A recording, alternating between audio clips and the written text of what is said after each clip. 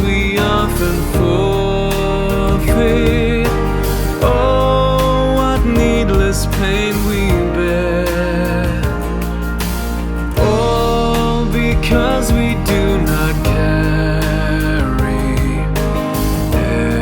everything to God in prayer.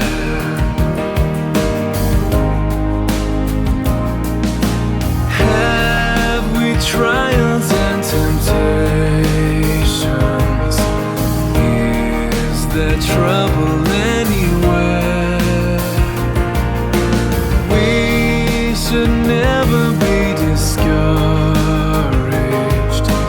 Take it to the Lord in prayer.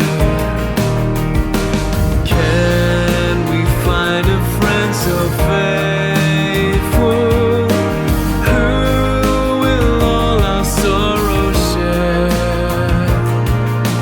Jesus knows our every weakness. Take it to the Lord in prayer.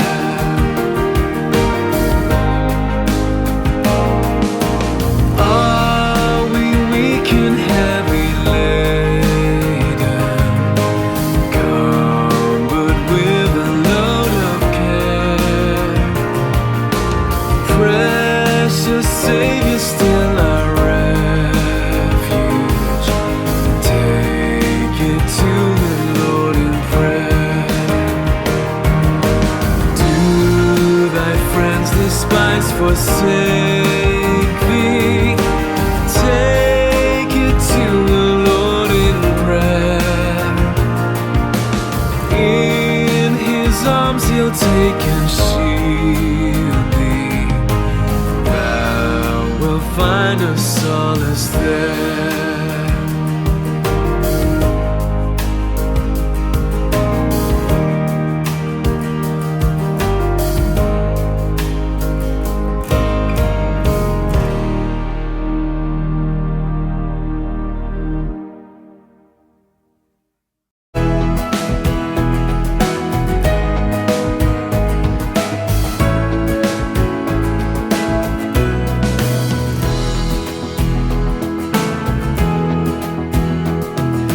What can wash away my sin? Nothing but the blood of Jesus. What can make me whole again? Nothing but the blood of Jesus. Oh, precious is the flow that makes me white as snow. No other fount I know, nothing but the blood of Jesus. For my pardon this I see, nothing but the blood of Jesus. For my cleansing this my plea, nothing but the blood of Jesus. Oh, precious is the flow that makes me white as snow.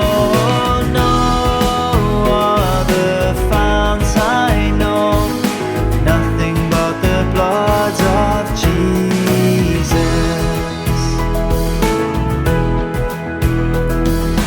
Nothing can for sin atone, nothing but the blood of Jesus. Nothing good that I have done, nothing but the blood of Jesus. Oh, precious is the flow that makes me white as snow. No other fount I know, nothing but the blood of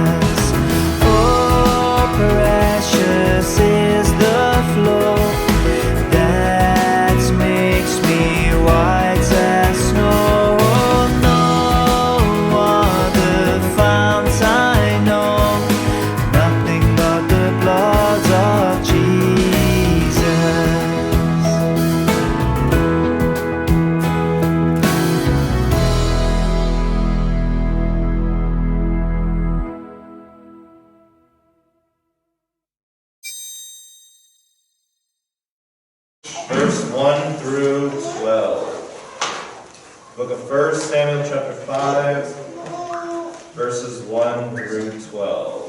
Book of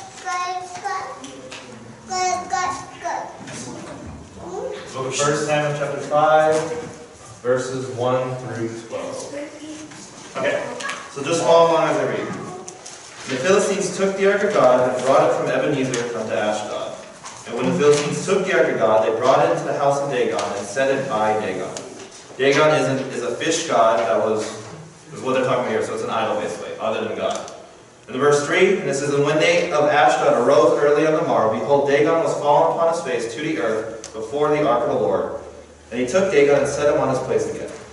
And when they arose early in the morrow morning, behold, Dagon was fallen upon his face to the ground before the ark of the Lord, and the head of Dagon and both the palms of his hands were cut off from the threshold, and only the stump of Dagon was left there. Therefore neither the priests of Dagon, nor any that come into Dagon's house, tread on the threshold of Dagon in Ashdod unto this day. But the hand of the Lord was heavy upon them of Ashdod. He destroyed them, and smote them with emerods, even Ashdod and the coast thereof. And when the men of Ashdod saw this, that it was so, they said, The ark of God of Israel shall not abide with us, for his hand is sore upon us, and upon Dagon our God. They sent therefore and gathered all the lords of the Philistines unto them, and said, What shall we do with the ark of the God of Israel? And they answered, Let the ark of God of Israel be carried about unto Gath. And they carried the ark of God of Israel about thither. Verse 9. And it was so that after they had carried it about, the hand of the Lord was against the city with a very great destruction. And he smote the men of the city, both small and great, and they had emerods in their secret parts. Therefore they sent the ark of God to Ekron, and it came to pass as the ark of God came to Ekron, that the Ekronites cried out, saying, They have brought the ark of God of Israel to us, to slay us and our people.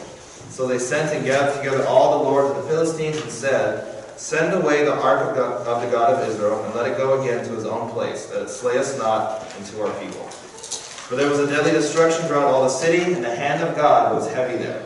And last verse 12 reads, And the men that died there were not smitten with emerods, and the cry of the city went up to heaven. Okay, before we jump into our lesson, let's go and pray.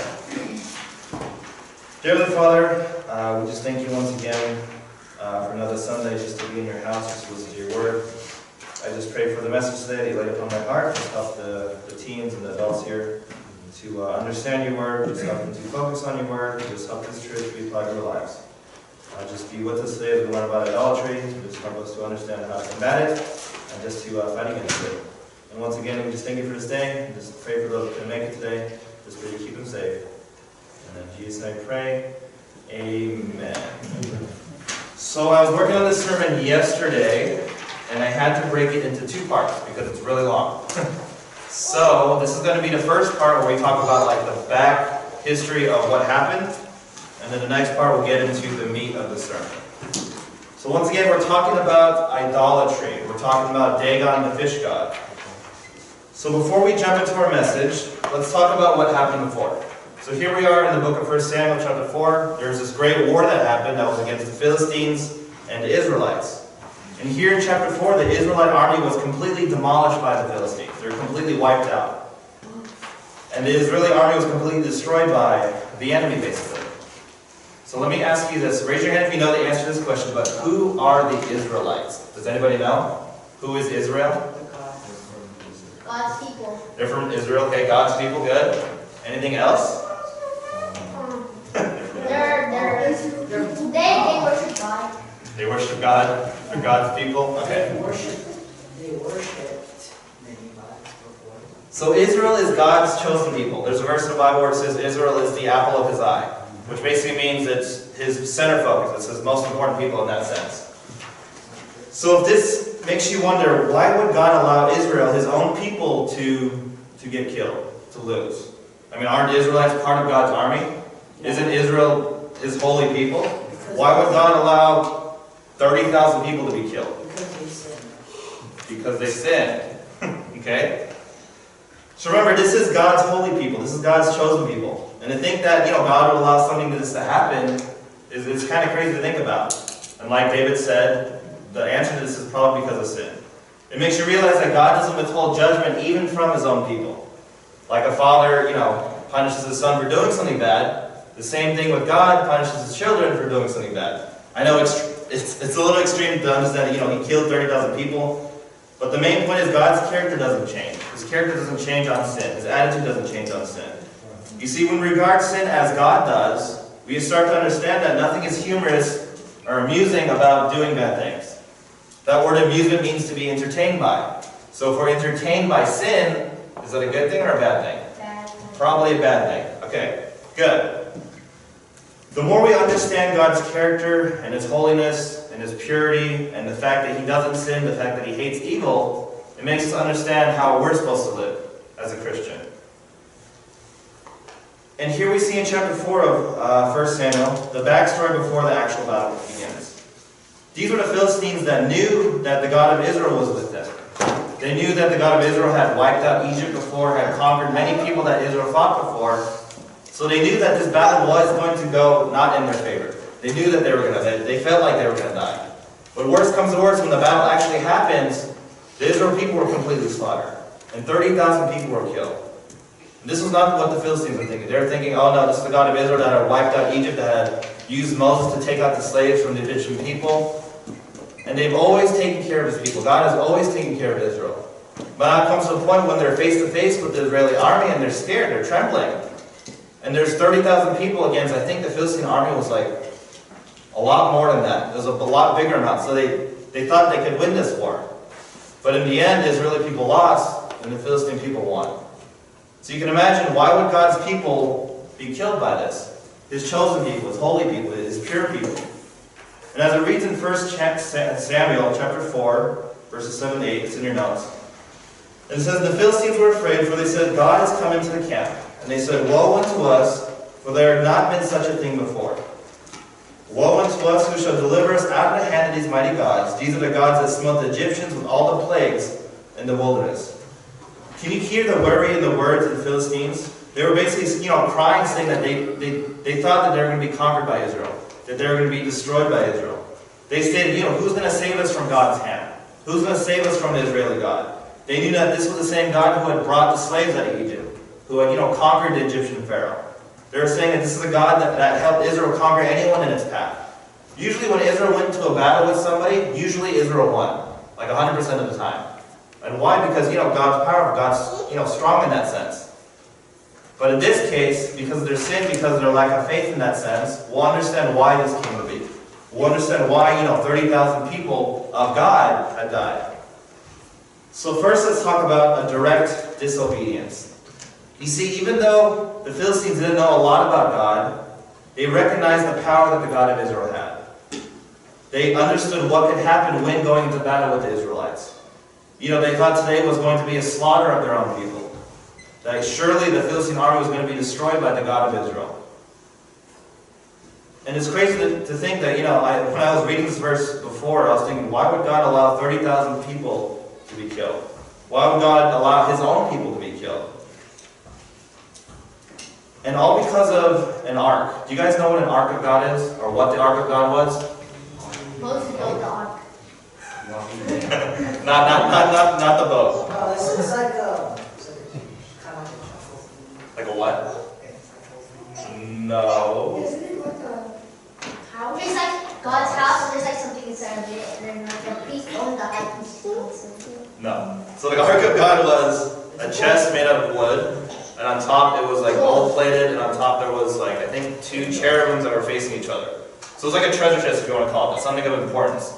And inside that thing, in the ark of God, was, I think, Aaron's rod, and I think some sample of like manna, which fell from the heaven, and also the 10 Commandments. So what do you think the ark of God meant to the people of Israel? What was the point of it? Okay, kind of. I mean, think about the things that were in it. The manna that God provided when they were looking for food, looking for meat, okay? And also the 10 Commandments, which is a pretty big part of the Bible. So what do you think the stuff inside the ark meant to the people of Israel? Obviously they were important. Obviously they were of great importance. So what do you think it was for? What was the purpose of it? For what? For greater or worse? Spiritual reminder. Yeah, it was a spiritual reminder. It was a reminder of what God had done for the people of Israel. Yeah, that's what I meant. What did you say? For greater importance. Okay. Anyway, so that wasn't it, but close. So here we have the Ark of God. Like I said, inside the Ark was Aaron's rod, was also manna, was also the 10 Commandments. And the Philistine people knew that whenever Israel fought with an army, that they would carry this Ark of God with them. And they knew that whenever they had the Ark of God, Israel would usually wipe out most of the enemies, wipe out the majority of anyone that they fought against. So the Philistine army knew this. They thought that, they were going to be killed, they were going to be slaughtered, and they were going to be destroyed just because of this Ark. But the thing, here lies the problem. The Israeli people thought that this Ark of God was the one thing that was going to save them. It was going to be one thing that was going to take them to victory and win this battle with the Philistines. But you got to understand the power wasn't inside of the Ark. Where was the power? Who had the power? God, right? It wasn't in some kind of physical object. It was inside the power of God. It was in God Himself. So here were these Israelites that were going into battle thinking that they had, the upper hand in that sense. But they go into war without God's power, but just a physical object of God. Obviously, they're going to lose the war. You know what I mean? The main purpose is who has the real power. It's obviously God. And this is why everything went wrong. And this is why they lost. The fact that, Israel relied on the physical object of God, thought it would be enough to protect them. While in reality, the power wasn't within the Ark of God. It was with God Himself. Amen. And in 1 Samuel chapter 4, verses 3 to 4, it reads, "And when the people were coming to the camp, the elders of Israel said, Wherefore hath the Lord smitten us today before the Philistines? The people are saying, Why did God allow us to be killed? Let us fetch the ark of the covenant of the Lord out of Shiloh unto us, so that when it cometh among us, it might save us from the hand of our enemies." That verse 3, the last part of verse 3 is very important. So it says, let us fetch the ark of the covenant, which is the thing we just talked about, the chest. And when it comes with us, it may save us from the hand of our enemies. They really thought that just by having the ark that they would win this war, that they would conquer the Philistines. And in verse 4 says, "So the people sent to Shiloh, that they may bring thence the ark of the covenant of the Lord of hosts, which dwelleth between the cherubims. And the two sons of Eli, Hophni, and Phinehas were there with the ark of God." So those were priests as well. So let's talk about another thing. What is a superstition? Or what is a superstitious It's belief? something that you should know. Something that you should know? Kind of like, is it kind of like common sense? No. It has to do with like a belief. Maybe. I love I heard this word, but I don't know it. it. No, I saw it.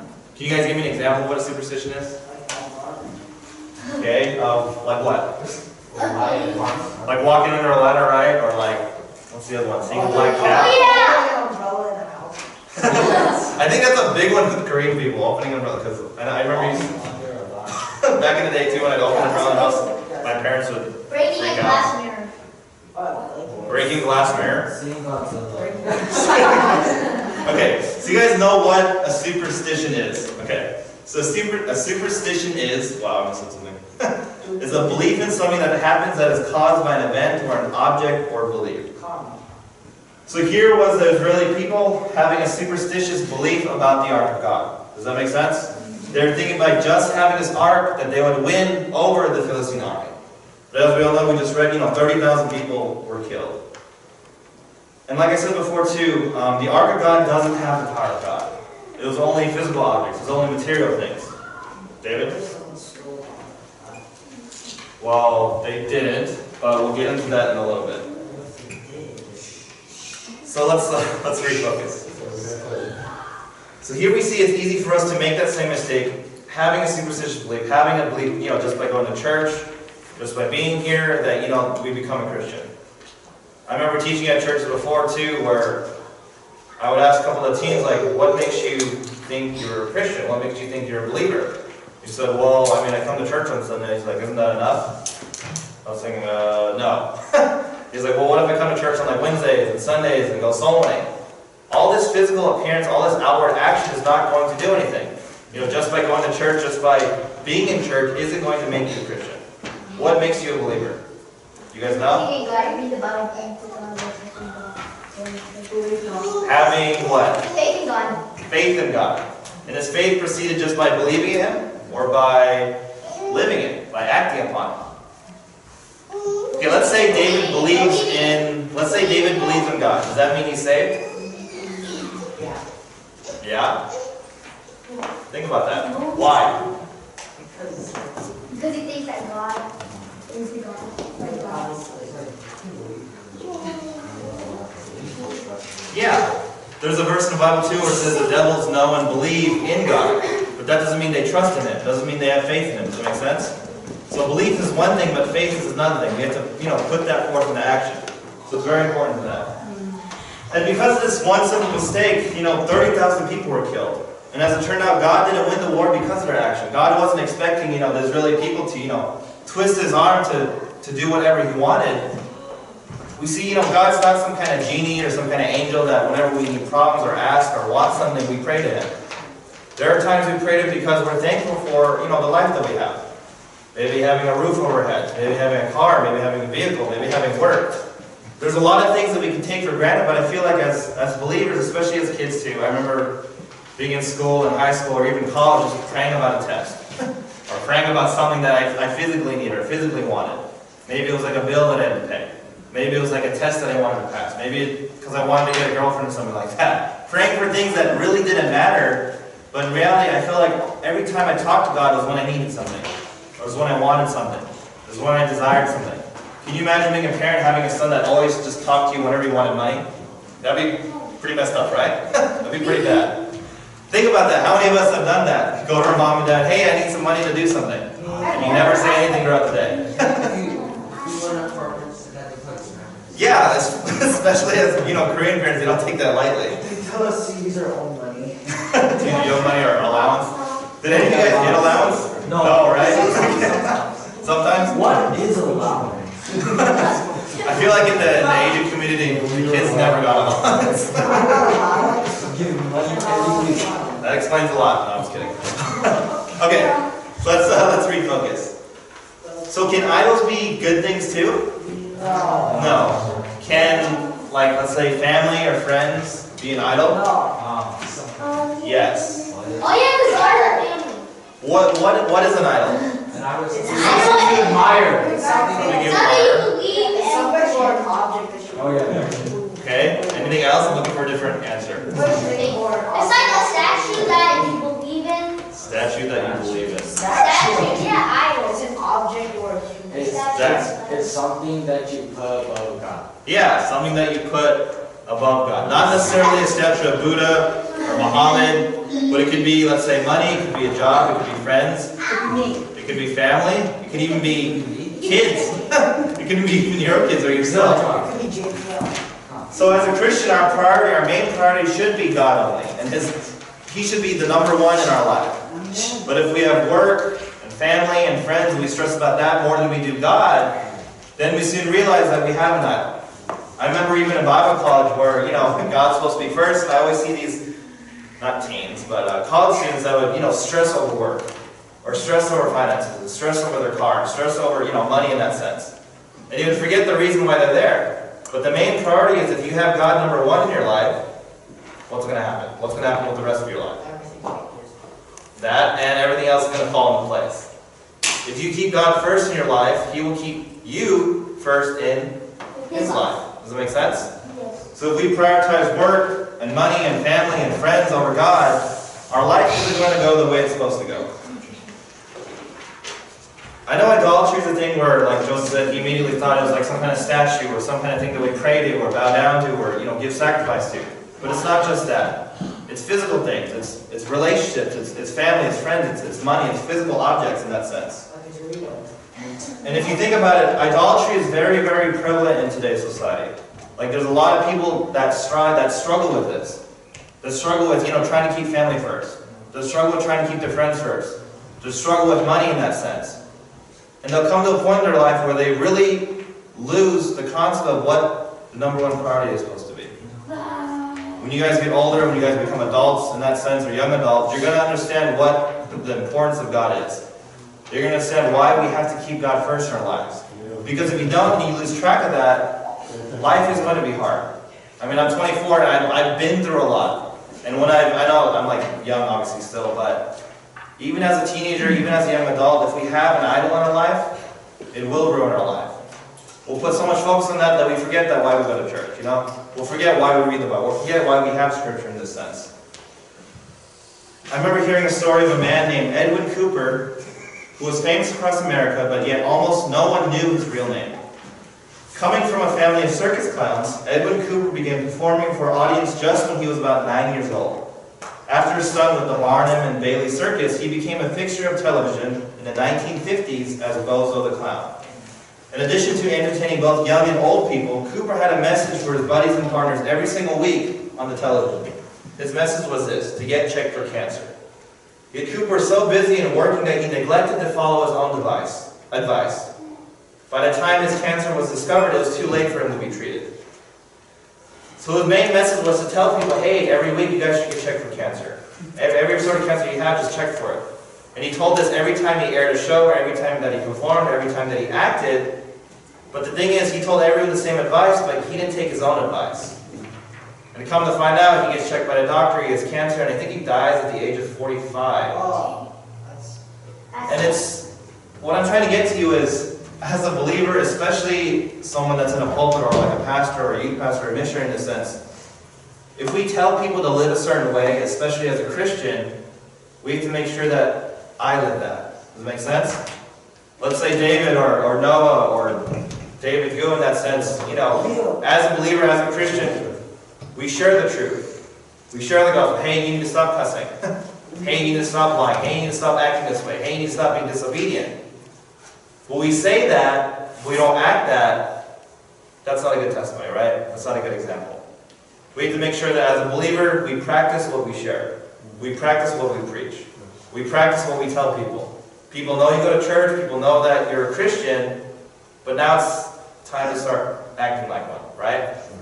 Whether it be in church, whether it be at home, whether it be at school, whether it be in the workplace. As a believer, we have to change. As a believer, we want to change. And it's something that's pretty important, I'd say. So here we come to the point of our story where the Israelite army was destroyed, where 30,000 people were killed, and the Philistine army is obviously happy. They're elated that they had just wiped out the Israeli army. So what they do, as like a spoil of war, is they take the Ark of God. And they take the Ark of Covenant with them because they just thought they had just killed the God of Israel. That this, faith and belief in the God of Israel was a lie, was a fake. Because why? Because they just destroyed them. They wiped out 30,000 people. So here was the Philistine people thinking that they had won over the Israeli army. I remember hearing another story about how these, you know those really big black horses that I think they're called Arabian horses? They're like, I want to say like 8 to 9 feet tall. They go like up here basically. So these horses, the way that they're trained in, I think like Afghanistan or Iraq and stuff like that, in Arabia, they're trained to fully obey their master, where the mind of the master and the horse becomes one. And the way that these horses are tested is what they do is they start these big horses, these giant machines of war, for I think like 3 to 4 days with no food and no water. And they do this every single week, and what they do is, obviously a horse not being able to drink, not being able to eat for 3 to 4 days is going to be very, very hard. And this is, remember, this is Arabia. This is like a hot desert. There's no water, there's no food, and this is where they train them. So what they do is they grab an Arabian horse, they put him in a desert, they don't feed it for 3 days, they don't let it drink for 3 days, and this is the day of the test. So what they do is they get the horse that's thirsty, that's hungry, and they bring it to a body of water. What do you think the horse is going to do once he sees the water? He's going to run to it and drink it, right? So right before the horse gets to the water, the master blows his whistle, yells at the horse to stop, and if it's a good horse, and if it really obeys the master, what do you think will happen? It'll stop. Yeah, even though it wants that water, even though it desires that food, it's going to stop, turn around, and come back to the master. And then what do you think the master's going to do? Eat him. Yeah, give it as much food as it wants, give it as much water as it wants. But if the horse doesn't do that, it's going to do this day after day after day after day, and it's going to keep training this horse until it learns that. Do you guys understand what I'm getting with? Yes. And especially as a Christian, we know that God knows our needs. We know that God knows our heart. We know that God knows everything that we want, everything that we desire, everything that we seek after. But to get everything like that, we have to learn to trust Him, to obey Him, to have faith in Him. Despite the circumstance, it seems God's will is always going to be true for the Christian. God's power is there for us to benefit from. Obviously, these huge horses that want that water, that want that food, know that their master is going to provide that. So no matter what the situation is, they will always listen. No matter what the circumstance is, they'll always pay attention. They'll always listen to the master. And as a believer, we ourselves have to do the same thing. We have to understand, despite how bad the circumstance is, God still has everything in control. And what we're going to get to in the next part is, even though, like I said, 30,000 people died, God's plan is still working. He's still working behind the scenes. And we're going to talk about that for next week. So for today, I just want you to understand the importance of what idolatry is and what it can do to us as a Christian. Making sure that we understand that we know that God has a lot for us, that He has a lot of knowledge for us, that He knows our heart, that He knows our will, that He knows our desire. So the best thing to do right now is to trust in Him, to obey Him, to pray to Him. And there's going to be a point in our life where we think that we know everything. We think that we're invincible, especially as young adults or as teens or even college students one day, where we figure out where we think we have our whole life planned out. But we understand we can't do anything without Him. We can't do anything without God. And understanding that. That's the main focus of what I want you guys to learn today. And then next week we'll do part 2 of Dagon the Fish God. So let's go ahead and pray. And then I'll make one more announcement and then we'll be dismissed. Let's go and pray. Dear Lord Father, we just thank you for this day. Once again, just thank you for just giving me the opportunity just to share your word regarding idolatry. Just pray that if we do have any idols within our heart, just help us to toss them out, to break them, and just to give them to you. And just help us to honor and glorify you, to have faith in you, and to trust in you. And we just thank you for this day. Just pray that you keep us safe for us today. Just pray that you be with us as we travel back to our homes later on. And just thank you for everything. And we love you. In Jesus' name I pray. Amen. Okay.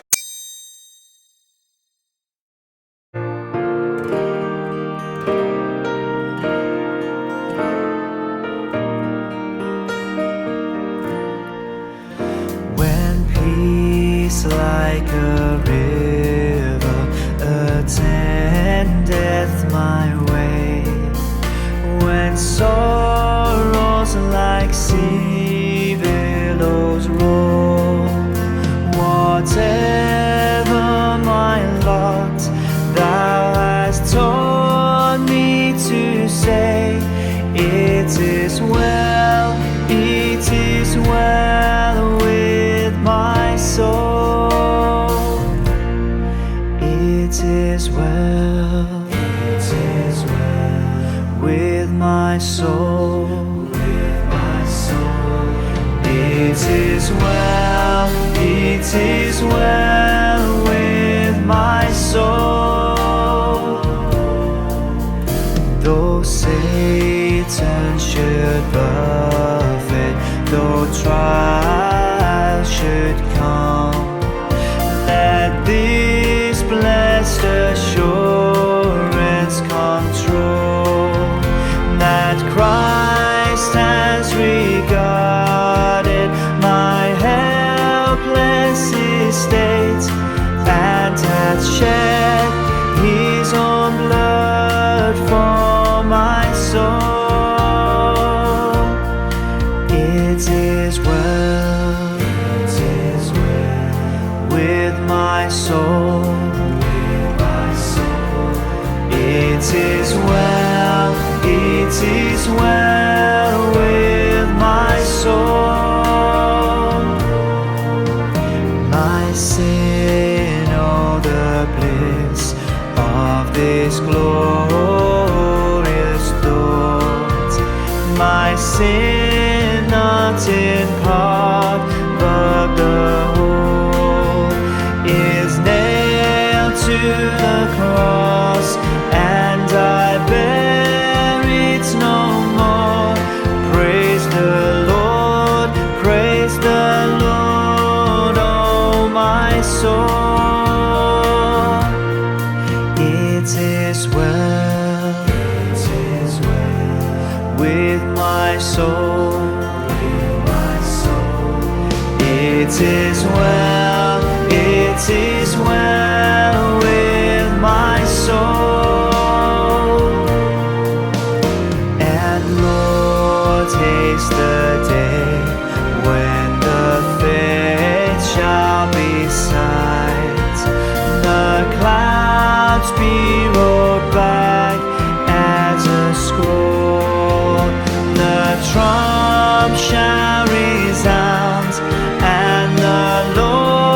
shall descend.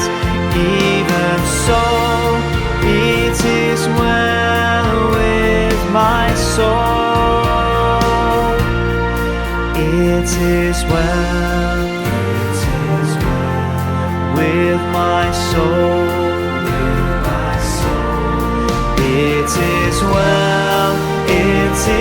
well with my soul. It is well